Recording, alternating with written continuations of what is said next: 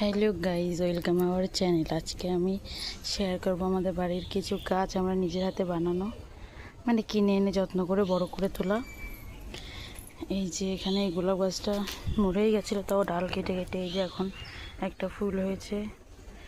এটাও একটা টগর গাছ। আর এখানে ভুট্টা গাছগুলো এখন অনেক বড় হয়ে গেছে, কিছুদিনের মধ্যে ভুট্টাও হবে। এখানে অনেক ভুট্টা গাছ লাগিয়েছিলাম, এখানে আছে, ওদিকে এই যে।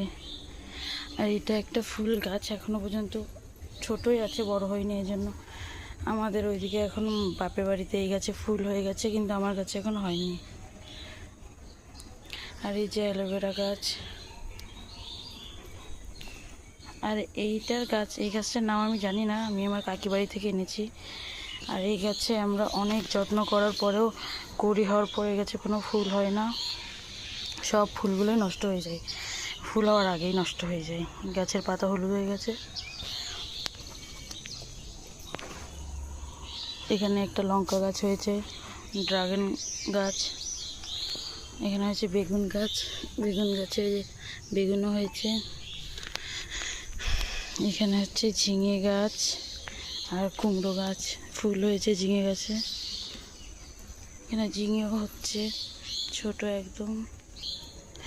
আর এদিকে এই যে নয়নতারা ফুল গাছে ফুল হয়েছে, কি সুন্দর। এই গাছে প্রতিদিনই দুটো একটা ফুল হয়, এটা অনেক পুরনো গাছ, মাটিতে লাগালে আরও বড় হতো। আর এখানে আমার মা একটা ক্যাপসিকামের চারা, মানে বীজ থাকে ভেতরে, সেগুলো অনেকগুলো লাগিয়ে দিয়ে গেছিলো, এই যে অনেকগুলো হয়েছে।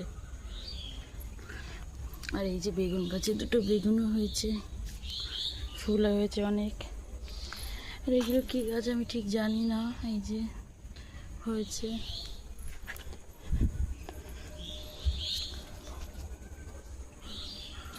এই যে আমাদের কাছে আমও হয়েছে অনেক,